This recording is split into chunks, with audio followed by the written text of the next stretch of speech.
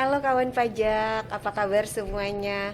Selamat datang kembali dalam podcast Opak Asin, obrolan pajak asik dan nyenengin. Kali ini kita sudah sampai ke episode ke-7 kawan pajak. Sebelumnya kita telah membahas tentunya topik-topik yang menarik, dan salah satunya adalah lanjutan dari topik yang sudah kita bahas kemarin di podcast yang lalu. Nah, kalau sebelumnya kita pernah membahas tentang regulasi, latar belakang, mengapa NIK bisa menjadi NPWP. Nah, selanjutnya di episode kali ini yang ke-7, kita akan membahas apa aja sih hal-hal yang paling sering ditanyakan oleh kawan pajak mengenai pemutakhiran mandiri NPWP NIK ini. Oleh karena itu, kami akan mengundang narasumber kita yang luar biasa ini, penyuluh dari KPP Wajib Pajak Besar 2. Telah hadir di antara kita semua, ada Mas Dodi dan ada Mas Asadi. Apa kabar Mas Dodi, Mas Asadi? Alhamdulillah baik Mbak Dewi. Alhamdulillah. Kawan pajak semuanya, kita berjumpa lagi di episode kali ini Mbak Dewi ya. Iya, Nah, betul. episode yang selalu Udah menarik ya. ditunggu-tunggu. Iya, betul sekali. Episode kali ini tentunya juga hal yang viral nih, karena memang lagi jadi isu yang diperbincangkan oleh kawan pajak semua, dan semakin banyak pertanyaan yang timbul di antara mereka. Betul. Nah, lanjutan dari NIK sebagai NPWP nih Mas. Betul Mbak Dewi. Kalau episode sebelumnya kan kita membahas kok bisa sih NIK menjadi NPWP? Nah, Betul. seperti itu. Dan itu juga wajib pajak pertama kali kita sosialisasi, itu banyak pertanyaan-pertanyaan. NIK itu kok bisa jadi NPWP? Nanti bagaimana untuk selanjutnya? Apakah semua orang yang punya kartu keluarga yang ada nomor NIK atau nomor identitas kependudukannya itu Otomatis harus bayar pajak atau bagaimana, atau harus datang ke kantor pajak untuk mengklarifikasinya atau memvalidasinya bahwa NIK itu menjadi NPWP, apakah seperti itu? Iya. Ya kan, tentunya memang di episode sebelumnya kita atur di aturannya di PMK 112 ya, mengenai ini kita sekilas dulu, kita belakang dulu Mbak Dewi ya. Kita refresh Betul, ya. refresh dulu. Nah, di PMK 112 tahun 2022 yang lalu, yang diluncurkan pada 14 Juli tahun 2022, itu sudah mulai berlaku bahwa NIK itu menjadi NPWP. Dan mulai berlakunya sejak kapan, ya kan? Memang telah diundangkan pada 14 Juli 2022, namun untuk pemakaian sepenuhnya sudah berlaku utuh itu di tanggal 1 Januari 2024. Oke, sebentar lagi sebenarnya betul, ya Mas ya? dari mulai Juli 2022 itu dikasih waktu 1,5 tahun. Nah, 1,5 tahun untuk wajib pajak agar untuk istilahnya memvalidasi, mencek ya kan, apakah benar NIK-nya dan sebagainya. Nanti pada episode inilah Mas Sadin ya akan kita kupas tuntas nih seperti apa, dan juga pertanyaan-pertanyaan dari para kawan pajak semuanya di sana nih. Yang kita rangkum Betul, di sini dan kita kupas dirangkum. tuntas Betul, ya. ada pertanyaan-pertanyaan, mereka sudah memahami bahwa NIK menjadi NPWP. Nah, namun untuk langkah selanjutnya seperti apa nih? Gitu. Padahal nih tahun sudah mulai berjalan nih ya, mendekati lagi, dan juga nih kita untuk wajib pajak orang pribadi dan wajib pajak WP Badan nih mendekati laporan SPT tahunan, ya kan? Untuk orang pribadi tanggal akhir bulan Maret, dan untuk wajib pajak badan ada di akhir April. Nah, ini pun ada pertanyaan-pertanyaan, apakah nanti pada pelaporan SPT tahunan tersebut harus melakukan segera pemadanan atau sudah harus wajib menggunakan NIK itu, mencantumkan pada SPT tahunan. Udah langsung pakai NIK. Betul. Gitu. Nah, ini jadi adanya kekhawatiran daripada kawan pajak semua di sana. Nah, maka dari itu kami ya, tim penyuluh ini ingin memberikan sosialisasi, memberikan penjelasan ya, klarifikasi mengenai seputar NIK menjadi NPWP. Seperti baik. itu. Tapi kalau kawan pajak lihat di jalan-jalan tuh udah banyak tuh poster-poster atau apa ya, spanduk-spanduk Spanduk-spanduk, tuh, sudah pemadanan banyak. NIK NPWP gitu. Bisa datang ke KPP. Nah, kalau kawan pajak yang bingung, ini apa sih maksudnya ya? Betul. Apa sih maksud pemadanan ini gitu? Itu udah, kalau kawan pajak ke KPP pun di depan sudah dikasih semacam poster Udah gitu. ada banner gitu ya, Mas, ya? Benar. Pemadanan NIK sebagai NPWP. Nah, di podcast ini kita nanti akan menjelaskan itu. Oke, baik-baik. Nih sebelumnya sudah saya rangkum nih beberapa pertanyaan dari kawan pajak semuanya yang sering ditanyakan belakangan ini. Salah satunya nih, kawan pajak tuh sering bertanya sebenarnya kriteria wajib pajak yang seperti apa sih yang harus melakukan perubahan atau pemutakhiran data atas data utama wajib pajak katanya gitu. Mereka bertanya seperti ini nih. Iya, baik. Awalnya. Baik kawan pajak semuanya.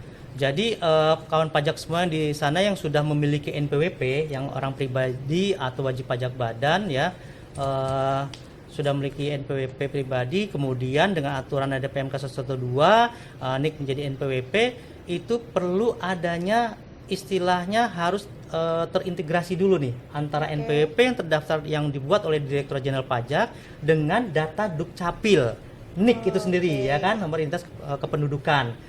Nah, tentunya antara data DJP dan data Dukcapil masih adanya data-data yang perbedaan nih, ya kan? Intinya menyamakan betul, gitu ya, menyamakan, Mas, ya? terintegrasi. Itulah kenapa perlu adanya validasi. Nah, tadi ditanyakan sama Mbak Dewi, seperti apa sih yang perlu dilakukan pemadanan. Jadi, bagi wajib pajak atau non pajak semua yang sudah memiliki NPWP, di sana kan data-data kita ada tuh di nomor pokok wajib pajaknya masing-masing pribadi profilnya.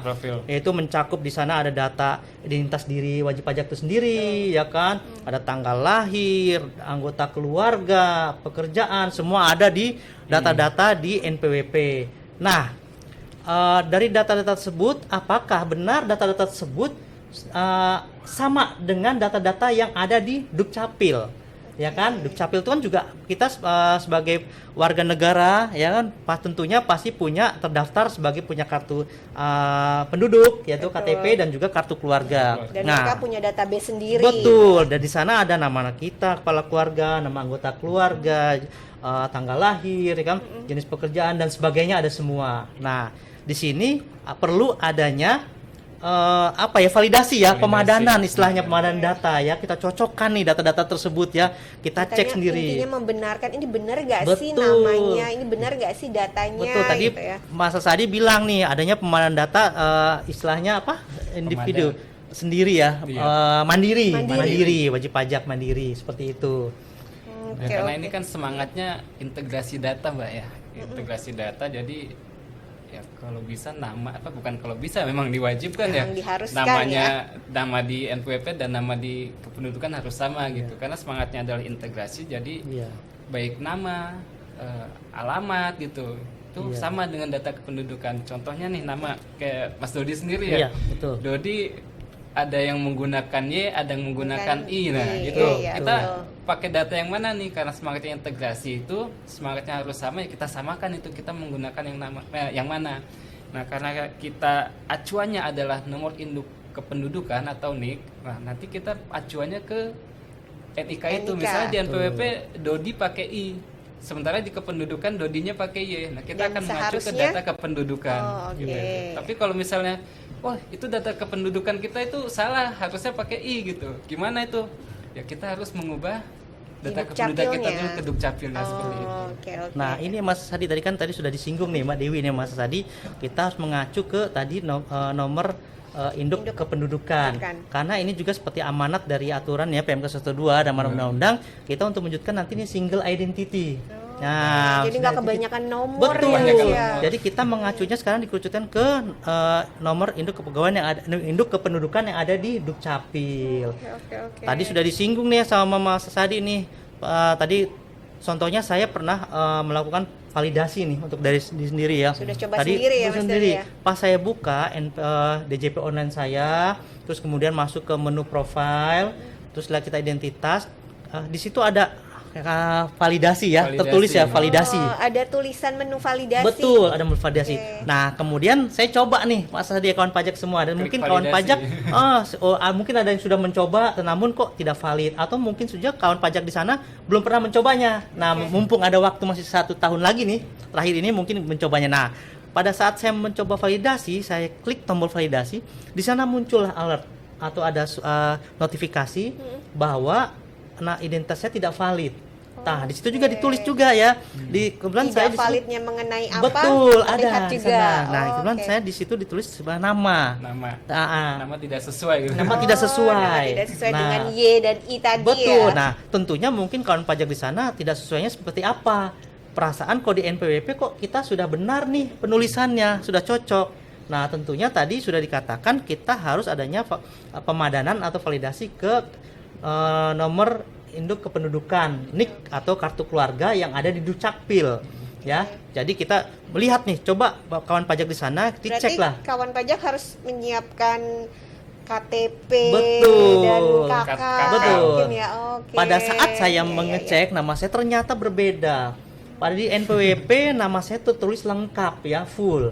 Pada di kartu keluarga karena kolomnya kartu keluarga kecil-kecil disingkat. Nah, itu yang menyebabkan jadi tidak valid. Satu itu loh Mas Sadi dan kawan pajak semuanya. Ketika terjadi itu yang dilakukan apa? Nah, ini baru profil utama baru ya. profil Jangan lupa utama. nih kawan pajak semua.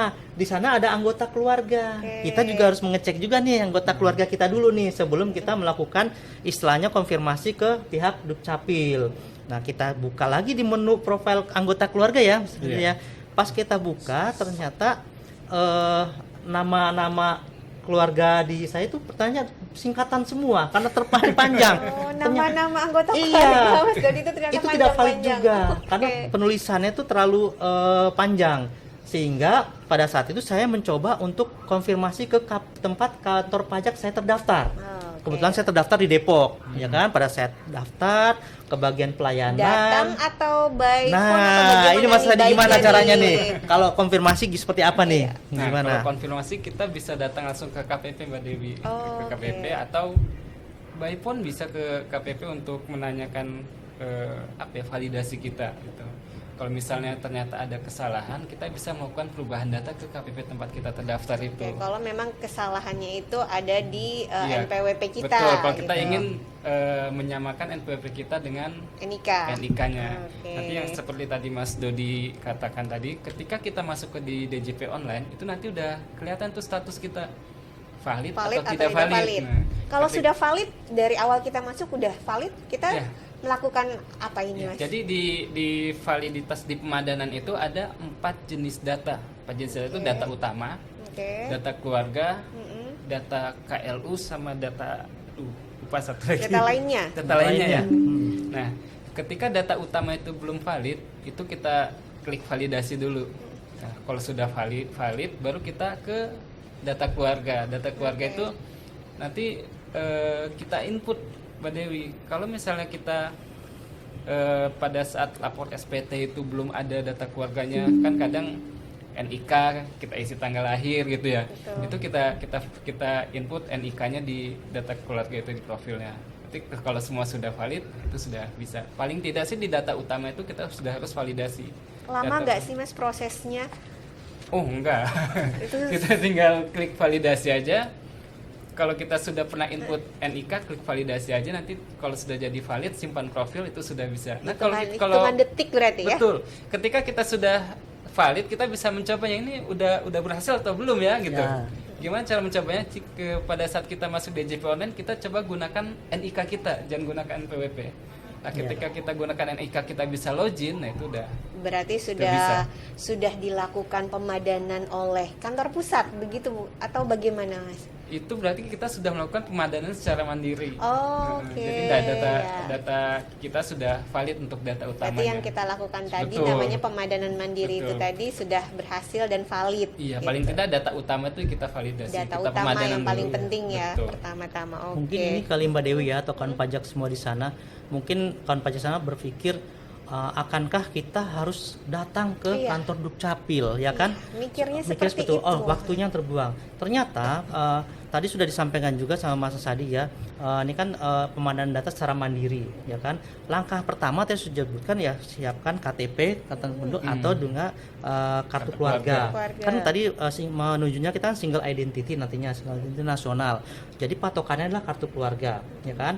Jadi pada saat kita membuka di DJP online kita cek data-data di NPW kita. Nah, kemudian kita sandingkan dengan KTP atau kartu keluarga. Apabila terjadi perubahan, kita gampang. Kalau kita mau datang datang ke kantor pajak terdaftar kita, silahkan, atau kantor pajak KPP terdekat ya, Terdekat, ya. bisa ya, atau terdaftar, atau melalui telepon, kita telepon bisa. Kita telepon. Teleponnya kemana ini? Nah, ke KPP terdaftar, nanti kita telepon ke bagian seksi pelayanan. Kita sebutkan bahwa kita sudah melakukan validasi, ternyata tidak valid. Nah, kemudian biasanya mereka meminta nanti identitas seperti KTP dan kartu keluarga untuk mencocokkan, yang kemudian mereka nanti akan membantunya untuk istilahnya mengupdate data di NPP sesuai dengan NIK atau dengan kartu keluarga tersebut. Nah, pada saat itu juga ini cepat sekali prosesnya, Mbak. Langsung ya, apabila ada data-datanya. Kesannya agak lama, padahal prosesnya proses gampang sekali, gampang tinggal sekali. kirim selesai. Padahal saya nggak butuh waktu cuma 5 atau 10 menit, mereka cocokkan, oke, ada kartu keluarga semuanya, itu sudah selesai. Dan ternyata punya saya pun NPP sudah valid, seperti itu. Oke, nah ini ada juga nih kasus yang kayak gini nih Mas. Kalau misalnya muncul notif bahwa NIK WP telah digunakan pada NPWP lain. Nah, lalu WP mencoba melakukan pemutakhiran mandiri melalui DJP online.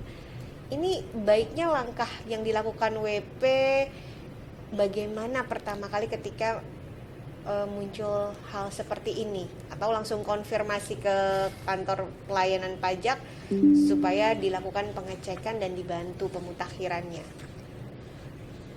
Gimana Mas Sadi? Mas Sadi?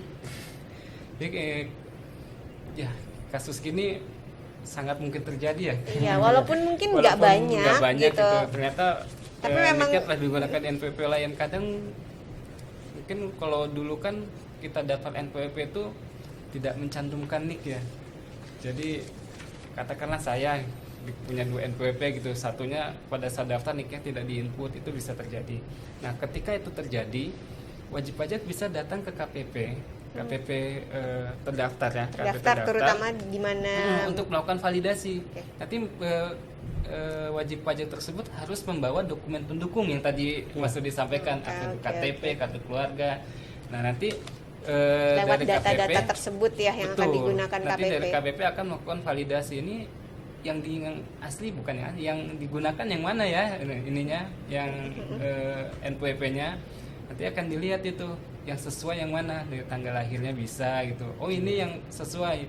Apabila ternyata dua-duanya sama ini, nanti kita lihat dua-duanya sama nih, kita lihat nanti mana yang lebih dulu terdaftar. Nah, itu yang digunakan NPWP-nya. Nah, dan yang satunya lagi? Yang satu lagi itu bisa kita penghapusan NPWP. Bisa biasanya sekalian. kalau di pelayanan itu dicek di pada menu e-registration.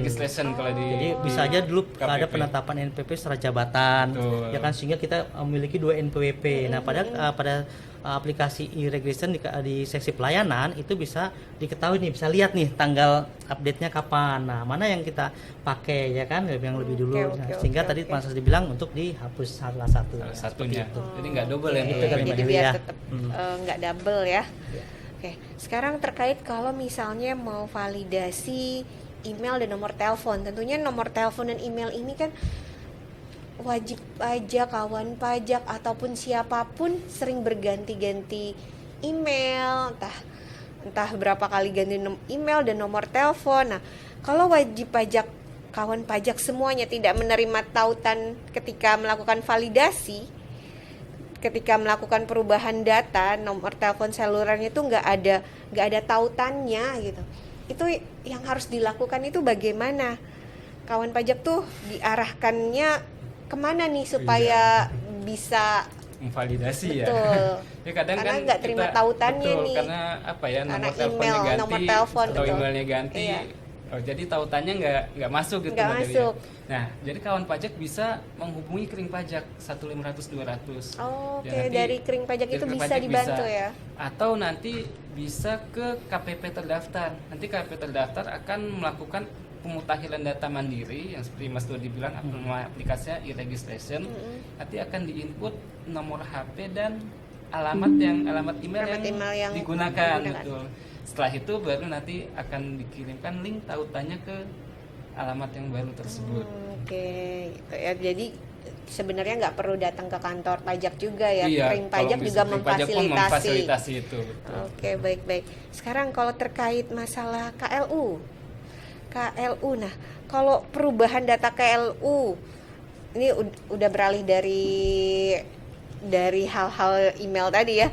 Kalau perubahan data KLU yang dilakukan jika wajib pajak memiliki penghasilan dari beberapa kegiatan ekonomi, ini ceritanya banyak nih penghasilannya gitu. Jadi kayaknya banyakan yang ini deh KLU-nya, kayaknya udah nggak yang ini deh kami gitu.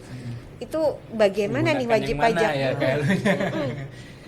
misalnya ada seorang karyawan, selain karyawan dia juga usahawan gitu ya. Betul. Kemudian usahawannya itu banyak, katakanlah nggak hanya satu, ada katakan dia bikin bakso lah, berdagang atau banyak itu usahanya.